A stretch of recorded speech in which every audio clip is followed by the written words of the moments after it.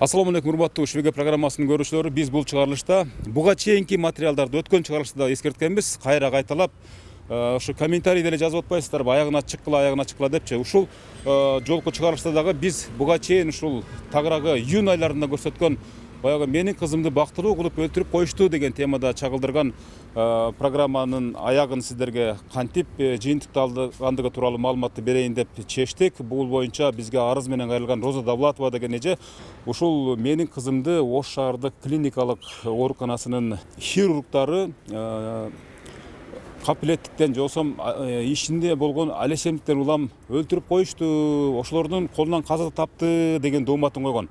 Бул боюнча бизге жеткен маалыматтарга караганда кылмыш иши козголуп, бирок соттук процесстер аягына чыгып, мына соттук процесстердин убакыт саат жеткендигине байланыштуу токтотулуптур.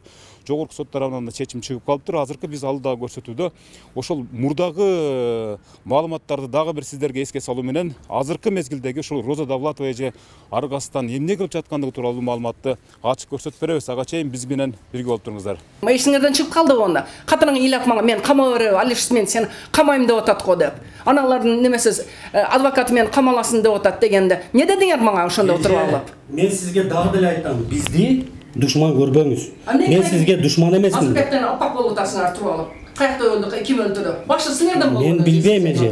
Ал кыз аллергиям бар деп айтылган. Биз билебиз. Ал таблетканы бергенбиз. Аллергия адан болгон эмес. Успешно аборт кылдырып, бизге бир жумадан кийин неме болуп туруп келген кайта аппендицит диагнозу менен. Биз аппендицит диагноз кылып, коюп, анан жөнөткөнбүз горбольницага. Горбольницада анан кийин бул история болуп атат. Болду. Бул азыр айтканым таблетированный аборт Турдаджиева деген Гүлнур гинеколог врач таблетированный Айдаров өзү күйөөсү экен, өзүнүн атына коюптур. Бул аялы. Вот, анан скорый келет. Скорый келгенде, во время пандемия бардыгы маска чаанып жүргөн го. Кызым спальнасында жатса, эшигинин астанасына аттабастан туруп, ковид эмеспи? Ковид эмеспи? деп аде жалдырап сурай бериптир. Сураган экен, кичине кызым жанында турат. Кандай ковид болуп калат? Ковид болсо там, по-моему, медик кызым өзү медик болсо чара көрөт го, туурабы? Не будет других заражать деген. Балдары турат бир эмес, экөө. Анан ошол жерде анан фельдшерин киргизет, фельдшери пальпацияга текшерет, карайт, не кылат. Обезболивающий укол жасап кетет. Судебный процессте немеден суд медэксперти специально чакырттык. Айтсак, ошо айтып атат. Ни в коем случае обезболивающий в этом случае жасаш керек эмес эле.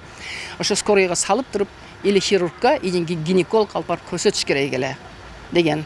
Буну ушул Айдарованын дарыгерлерине карата айтылып аткан сөз бул, Айдарова Гүлнур гинеколог лечение кылган, и вот этот скорой помощьтагы Мамаджанова Эльнур деген врач келгенде, мен канча жолу арыз жаздым бияка. Привлеките десем жок. Дело бардыгы немеге берилгенде, экинчи, үчүнчү следователь өткөндө, следовательдер алмаша берди. Алишев Акыл деген следователь лично өзү мени айтып атпайбы, эже 95-жыл кыз экен скорый помощьтагы. Эмне кыласыз анын немесин турмушун сындырып, неме кылбай эле кое бербейсизби? Ойлонуп көрүңүз. Жөн обезболивающий жасап тургу, там аллергия бере турган эчтеке эмес экен го дейт. Мен аллергия берет дегеним жок. Обезболивающий эмнеге берет деп атам. В этом случае хирургияга или больницага барыш керек эле. Эмнеге алып кетпейт? Мен ошонысын сурап атам бул кыздан десем, ойлонуп көрүңүз. Арызыңызды жазбай эле кое бериң кызга. Ол алар чакырбай эле кое эле защита не кылды буларды. И бияка чакыртпай койду. Ушул жерге прокуратурага келип уже экинчи, үчүнчү жыл арызымды жазып кетип аткан ушул жерде алиш турганын көрдүм дагы.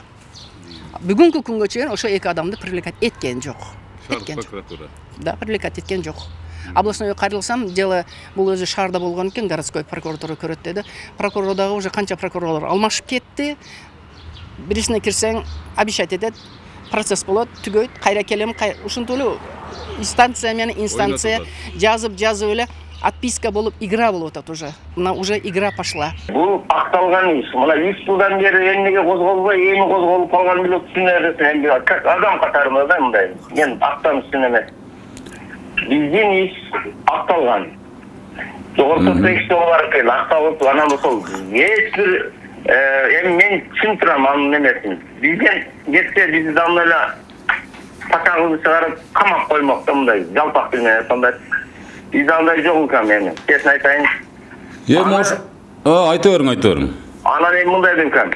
Эми сен бир нерсени ал, Bizge катышып кеткен жок. Мен ден соолугум чың болсо сага мен толук канды түшүндүрөт элем. Бул бир Кудайдын алдында гана мен ушунда неме кылам. Биз Кудай эмес экенбиз. Биз дагы пендебиз, врачпыз. Бизге болгон нерсенин баарын кылганбыз. Үйгө чейин алып барды, скорый менен алып барды. Өзүчү үйгө барып, ой, эже, жакын этсам тууган болуп калабыз, жакшы болобуз, андай болобуз, бир туугандай болуп калабыз деди. Телефондордун номерлерди алып атпай, мен кызымдан, мен звонить эженин немесин сурайм. Кийинки процесске келгенде, как будто он меня не знает. Бет дагы мусулманчылыкка деле жатпайт го бул. Ошондо укама барганда бир молдосуна барып тур. Чокнутуй молдона барып тур. Алып барса молдосу укама не дейтмиш? Кызыңарды бактылык кылып койду. Неме кылбай эле кое бергиле десе, укам жанышып кетти. Кызым бактылык кылып койдубу? Балдарың барбы десе, барса. Ап кел сен да балдарыңды өлтүрүп колуңа кармады, балдарың бактылык кылып койсун. Десе баягы бактылык кылып кой дейтмиш. Дегенден анан ар жактан ошо бир өздөрүнө келген представитель, мунаны кактынап кел, ким алып келди муну? Бар, жок кыл деп айда беришиптир. Мен бешинчи шаардык сот тарабынан ошол сиз айтып аткандай туруп күнөөсү жок деп акталды деп уккам. Анан облус сот тарабынан кайрадан аларды күнөөлүү деп тапкан деп уккам. Жогорку сот боюнча каралып атканды боюнча маалыматым бар эле. Андан кийинки маалыматыңыз жок. Азыр ал ишке такыр киришпейсиз бул ишке. Ал ишке биз киришип албайбыз. Кызматтан отуруп кеткениңизге байланыштуу. Мен дело боюнча комментарий бере албайм. Давлатова Розажен ишине катышкан экен. Давлатова Розажен ишине биринчи станцияда башында катышкам, бирок азыр эсимде жок кандай болгон. Иш кандай кетти? Мен билбейм, кабарым жок. Потому что мен барда чечим кабыл алынып элек болчу. Мына өзү жабырлануучу мыйзамдын өкүлү билет. Өзү эже. Эмне да? Мен интервью бере албайм. Жок, маселе эмнеге, мисалы сиз катышкансыз да соткочу, ошол башкы процесстергечи. Кылмыштын ар бир адамдын өзүнүн жеке иши да, аны разглашать эте албайм. Сиз адвокат болгонсуз да, ошондо сиз кайсы учурларда коргондуңуз, кантип коргодуңуз ал адамдын укуктарын? Жок, мен карасаңыз дагы айтып атам. Мен бул боюнча комментарий бере албайм. Жок, адвокат болуш дедиңиз ошол өзүндө.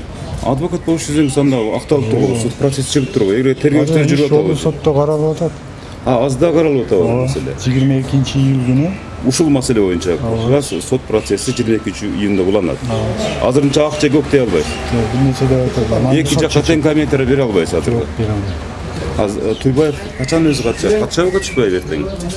Аны билбейм, ал ооруканада жаткан, чыгабы чыкпайбы айта албайм, аны өздөрү врачтар билет. Жок, эгер сот болсо дейм, мисалы сиз адвокатсыз, коргоочусуз, мыйзамды жакшы билесиз. Мисалы сот процессинде ошол айыпталуучулар чакырылыш керекпи же? Ооба, сөз алардын катышуусу менен. Эгер ооруканада болуп калса, демек 22 жылып кетиши мүмкүн. Катышуусу менен каралат. Эгер катыша албай калса, жылып кетиши мүмкүн сот, да? Ошондой. Я потерпевший, мен 26 жаштагы стоматолог, врач кызымды ушул Туйбаев деген өзү мугалим, өзү окутуп жүргөн, во время пандемия өлтүрүп карап отурат. Еще мен неме кылып караштырып көрсөмчү, после аппендицита мен ойлодум, только Россияда ушундай кылат депчи. Мен 17-жылы өтүм алдыргам да, Москвада, Низклифосовскада. Ошондо жанымда бир тяжелый аялды алып келген, худенькая такая, аппендицит жарылып кеткен, перитонит болду. Менин кызымда эле перитонит болуп атпайбы? Ошол кызга мурдуна шланг салып, накопитель немеси бар эле, мындай көтөрүп жүргөн. Менин кызымда после операция кирдим, андай нерсе жок эле. Да булар көп эле нерсесин кылышпаптыр, мындай айткандачы. Өзүм мен жазгам арызымда, что 1 саат, 1,5 саат, грубо айтайын, 1,5 саат içinde 1 литр 750 миллилитр жидкости куюп салган. Хотя мени сиңдим история болезни аштырып атканда антибиотик аллергиясы бар деген. Булар окуган эмес, даже олорду окуган эмес. Даже караган эмес. Операция жасагандан кийин врач өзү тем более коллега болгондон кийин это на кинода только сураса керек. Как там вот эта больная депчи сурап койгула, мен ошону немесин состояниесин айтып койгула деген. А булар болсо даже интерес кылбайт экен. Вообще неме кылбайт экен. Азыр болсо мына 3-жыл, эртең 10-августта срок өтөт. Ошого чанойт этип атышат. Азыр Роза конкреттүү кайсы адамдардын аттарын атап бере аласызбы? Кимдерди күнөөлөп атасыз ушул ишке? Иште врачтардан Туйбаев Заир Адиевич деген заведующий отделением хирургии. Каерде иштейт экен бул? На микрорайонда жаңы ачылган городской больница бар го. Ошол жерде биринчи хирургический отделениянын заведующийси. Bunun stajı 40 жыл экен. По косой, с правой стороны аппендицитный кылат дейт. Значит, мен айтканда перитонит болуп жарылып кеткени туура. Булар оказывается физраствор менен арчып эле коет экен, болду экен. А ошонун жарылып. Сепсис, септический шок. Это заражение крови. Температурасы 40-тан ашып кетти да, кызым ошо үзүлөр күнү. Уже заражение кеткен да. А ошо жарылып кеткен аппендицитти жакшыраак тазалап туруп, неме кылса болот эле го. 1 саатка жетпесин операцияны бүтүрүп койду да. Специалисттерге кайрылып көрдүм. Оштон сурадым, Бишкектен сурадым, Москвадан сурадым. 5-6 саат капать ете турган нени бул 1,5 саатта куюп берип атат да.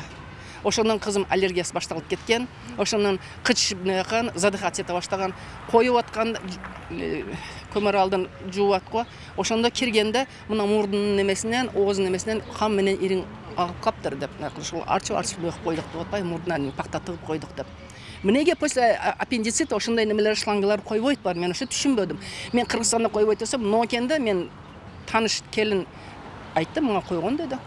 Специальный мешочек деди. Ичинде полностью ириң, этот карап, полностью мусор, очищение болуп чыгыш керек деди.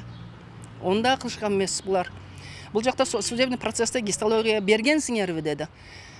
Бергенбиз. Булар во время пандемии иштеген эмес. Жабык болгон дедиле, адвокат запрос жазып, письменный документ, азы документ не кылат го. Олордун ответи келди, что во время пандемии 24 часа в сутки лабораториясы иштеген, запрос городской больницадан на гистологию келген жок деп. Ушундай ответ келген. Экспертиза бар, республиканский экспертиза немеси бар, кагаздары бар. Ошолорду биринчи инстанциядан Курманбеков деген эмне буларды оправдывать этти. Мен биринчи инстанцияда буларды актап чыгарып бердиби? Булар күнөөлүү эмес деп туруп. Хотя ушул жерде экспертизасына жазылып турат, что чакырыш керек эле, гинеколог чакырыш керек эле, хирургду чакырыш керек эле, көрсөтүш керек эле, вплоть до удаления матки жасаш керек эле, жасалбаган деп. Вот это не сделано, это не сделано, это не сделано деген.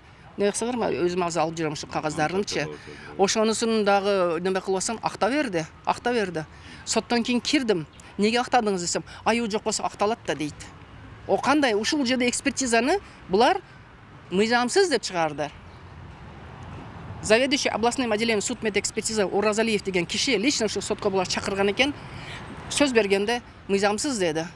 Баягы жерде шоковое состояние болду. Не кылышын билбей, неме кылып жүрүпмүн. И вот быйылкы 23 январда окончательно областнойда боло турган процесске ошол экспертиза чыгарган неменин республиканский центр судебно-медицинской экспертиза деген заведующисинин барып, силерде бар го запрос берилген го деп, через даже министр здравоохранения обращаться этип жүрүп, жазып атып, суранып атып туруп, ошол экспертти бияка алып келдик. Доказать этти, что мыйзам чегинде мына статья бар бизде деп мойнуна коюмуш болду. Бияктан сот 50 миңден экөөнө штраф в пользу государства салды. 50 миңден экөө мага моральный компенсация. Мен кызымдын өлүмү, оказывается, мен кызым всего лишь 100 миң турат экен. И то ошону азыр Верховныйга жалоба кылып барышып, ошону отменять этип келип туруп, мына бүгүнкү процесс биякта опять не состоялся. Каяк кана бу мындай неме деген акыйкатты издеп каяка барайын эми? Каяка барайын?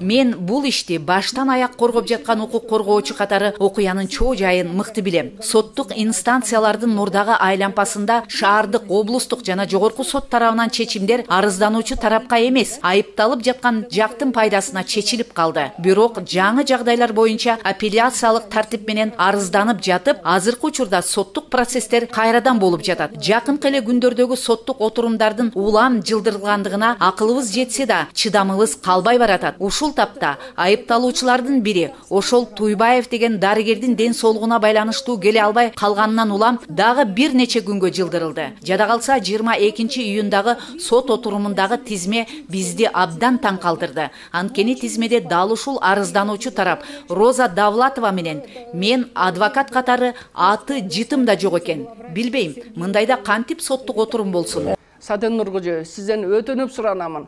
Мен сотторго бардым, следовательдерге, прокуратурага бардым, областной сотторго бардым. Булардан результат чыкпай атат. Мен сизге кайрылып атам. Мен мына ЛТР программасына кайрылдым. Мен уже вынужден болдум. Неге деген сот мен прокуратуранын ортосунда жүрө бериптир 3 жыл ичинде эчтеке билбестен. Сизге кайрылышымды мен билбептирмин. Эл көрсүн, президент көрсүн, мен кайрылышты билбептирмин. Мен эми сизге кайрылып атам. Сизден суранамын. Чарасын көрүп бериңиз. Мен сизден өтө суранамын.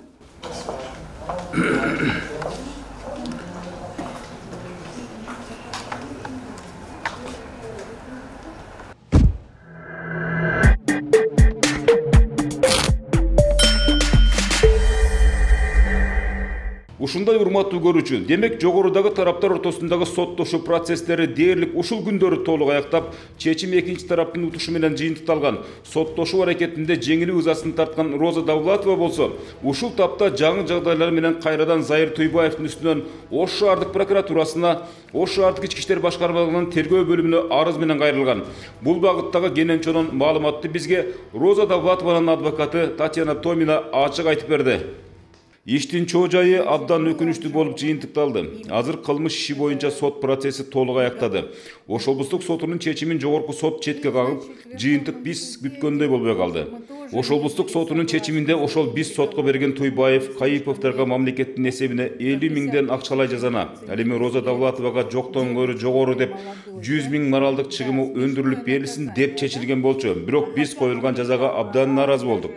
Анткени кылмыш жаза кодекси боюнча денесине оор залал келтирүү фактысы боюнча коюлган кинелерге тагылчу минималдык сумманы көрсөтүп туруп, шектүүлөргө эң эле жеңил жазаны карап коюшканы күлкүлүү. А бул жерде адам өлүмү болуп жатпайбы? Ошон үчүн биз жогорку соттун чечимине нааразычылыкты билдирип, кассациялык тартип менен кайрадан даттандык. Бул багытта прокуратура кызматкерлери дагы иш алып барышты. Эң таң калышуусу экинчи тараптагы Ош облустук сотунун чечимине карата кассациялык тартип менен жогорку сотко кайрылышыптыр. Күлкүң келет. Анда мындай деп жазылыптыр. Ошол маалдагы тагыраагы сентябрь айындагы Ош облустук сотундагы процессте экинчи тарап котормочунун жоктугунан процесстеги маселенин чоо жайына толук түшүнбөй калышкан эмес. Албетте бир эле ушул маселе боюнча тагдырлар чечилип калган эмес. Кассациялык дооматтагы толуктоолор боюнча облустук соттун чечимине даттанышкан тараптар жогорку сот тарабынан колдоо тапканы дагы бизди абдан таң калтырды. Бирок ошого карабай азыркы маалда бардык процесстер токтогон. Себеби кылмыш ишинин мөөнөтү өтүп кеткендигине байланыштуу. Анан айлабыз кетип, биз багытты граждандык административдик тартипке өзгөрттүк. Эгерде тергөө иши адилеттүү иликтенсе, мындай учурда экинчи тараптын кылмыш жоопкерчилиги дагы каралат. Бул биздин акыркы амалыбыз. Урматтуу көрүүчү, бул көрсөтүүдө Роза Давлатованын дарыгер Зайыр Туйбаевга карата нааразычылык катынын айланасында окуя жүрүп жаткандан соң биз Ош шаардык прокуратурасына да баш бактык. Буга чейин да кайрылып, бирок мекеменин босогосунан чала була маек алган элек. Мунусунда маек эмес, дал ушул Роза Давлатованын кийинки аракети боюнча жаңы жагдай менен иште карап жаткан прокуратура өкүлү Карим Олжобаевдин өңүтүсүн да көрө албадык. Башында макул болгону менен кайра түшүнүксүз себептерди айтып, кыскасы маек берүүдөн баш тартты. Мадалияттуу мамиле менен азыр чыгып жолугам деген прокурор кызматкерин 1 саат күткөн кайран убакытка кыжаалат болуп кайттык. Кандай гана жаран болбосун чыгып жооп бергенге же болбосом жолукканга милдеттүү ушул прокуратура кызматкерлерин ушу башкы прокурор айта берип чарчады болуш керек. Эгер бул иш боюнча териштирүү ырасында эле жүрүп жаткан болсо, эмнеге башын бекитишип, аршыл тоону айтышып качкалакташат? Же бул иште бир мандем барбы деген ойдо калдык.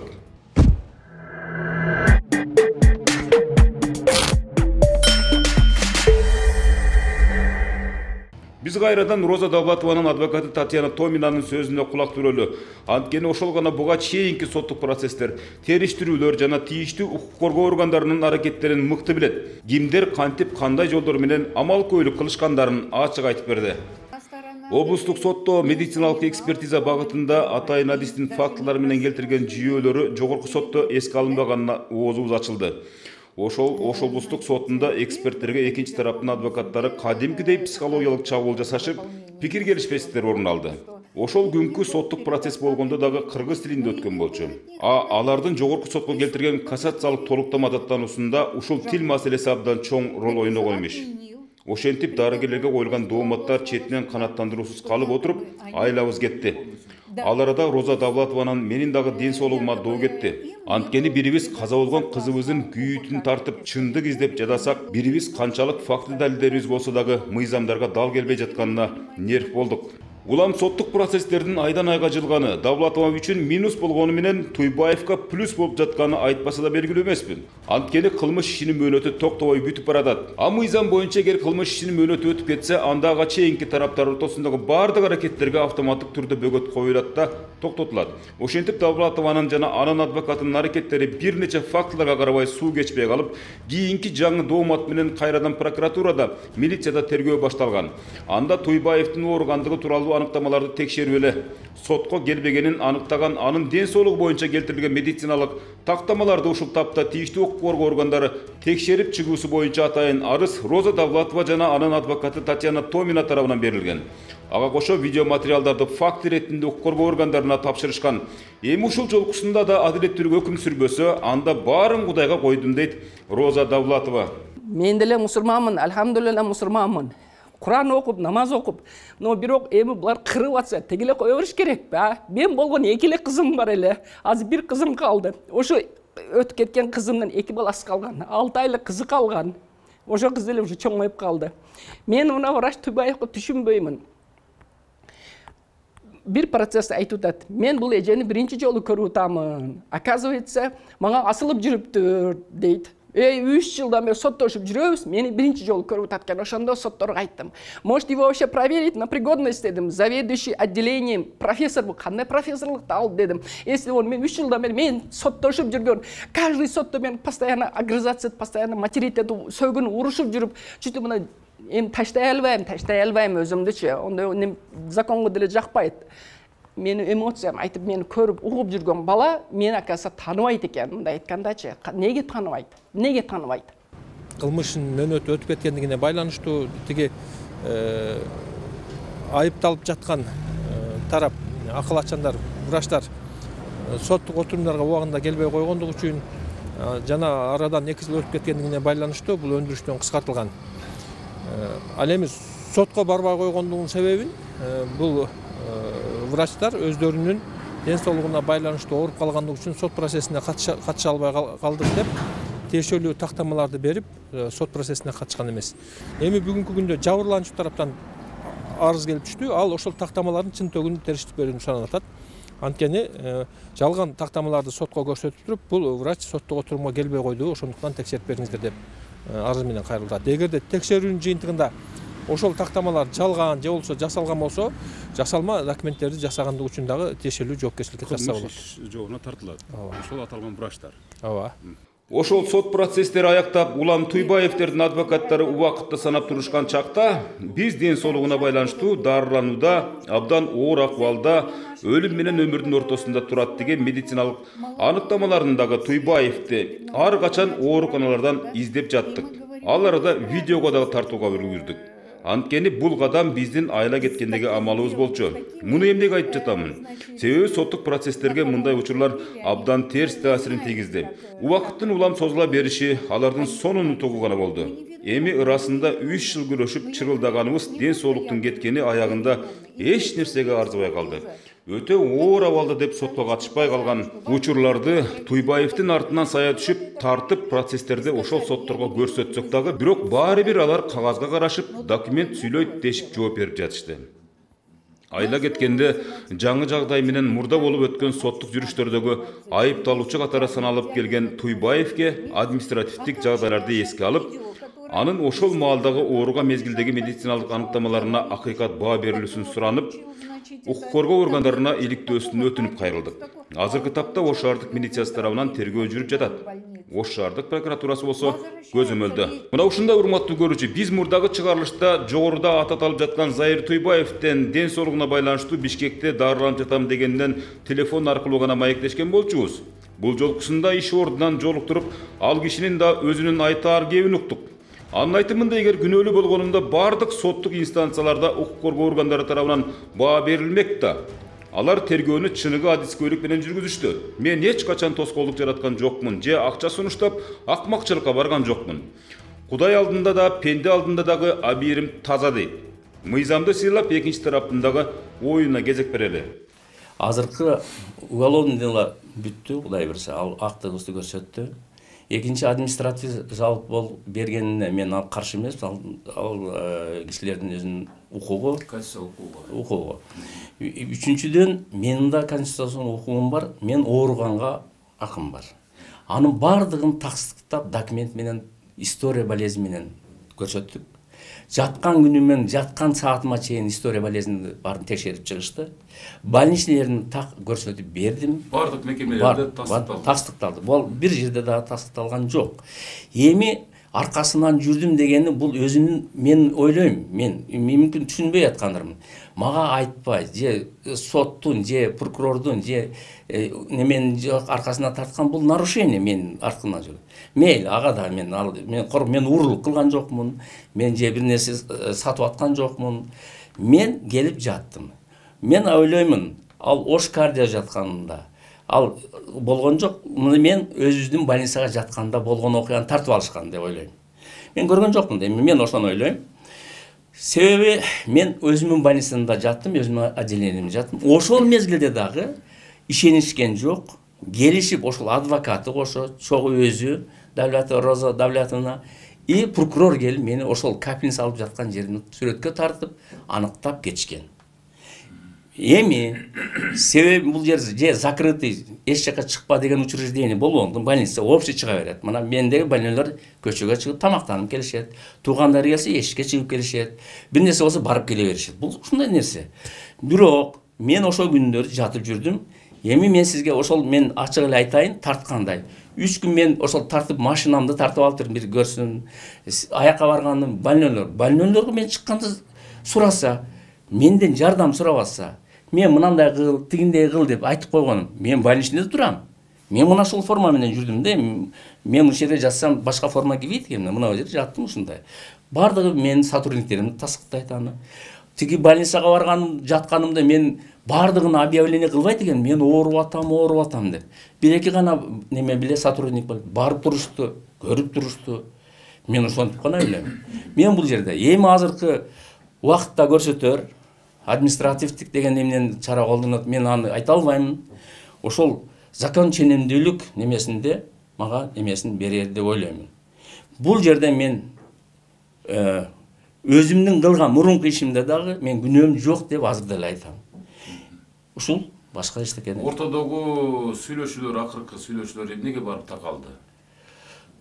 Ортодогу сүйлөшүүлөр эми мен жарашуу аракеттерин сунушталып туруп көргөн органдар тарабынан атайын.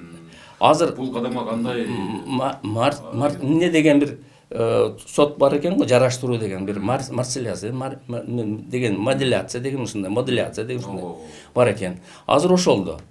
Эми келишип калсак мен эч немеси жок. Өзүм ошол немелерин неме болсо мен каршы эмесмин. Эми биз адамбыз да. Биз кудайбыз боло албайбыз. Мен дагы бир мына ушул чөйрөдө көрүп калганда айтарым. Мен акылым жеткенинче, өзүмдүн знаниям барынча, ушул жерде опытым барынча ошол немеге жардам берүүгө келгенмин. Жардам бергенмин. Одон ашыгын бере албай калсам Аллах өзү кечирсин. Мен өзүмдүн знаниям бир жерден неме кетирген жокмун. Бардыгын так көрсөтүп бергенмин деп ойлоймун. Мен өтө кыйынмын деп айта албайм. Ошол мездин шартыбызга жараша биздин объем немеге жардам бергенмин. Ошол себептен мен ал жерден айыптуу эмесмин деп айтам. Азыркы берген немесин эми ошол немеден кийин билинет го деп айтам. Жогорку сот тарабынан акталдыңыз. Акталдык. Урматтуу көрүүчү, ошентип Ош облустук сотунун жогоруда аттары аталган Заир Туйбаев жана Абдумажит Кайыповторго карата кылмыш жаза кодексинин 58-беренеси боюнча куугунтуктоонун эскирүү мөөнөттөрү өткөндүгүнө байланыштуу кылмыш жаза жоопкерчиликтеринен бошотулсун, кылмыш иши сот өндүрүшүнөн кыскартылсын. Ошол эле учурда жабырлануучунун мыйзамдуу өкүлү Роза Давлатовага материалдык жана моралдык зыяндын ордун толтуруу жагы, жарандык сот өндүрүш тартибинде чечүү жагы түшүндүрүлсүн деген чечимдерине нааразы болгон тараптын тагыраагы Роза Давлатованын акыркы дооматтары ишке ашабы же жокпу, аны убакыт көрсөтөт. Бирок баары бир шибегени капка ката албайбыз.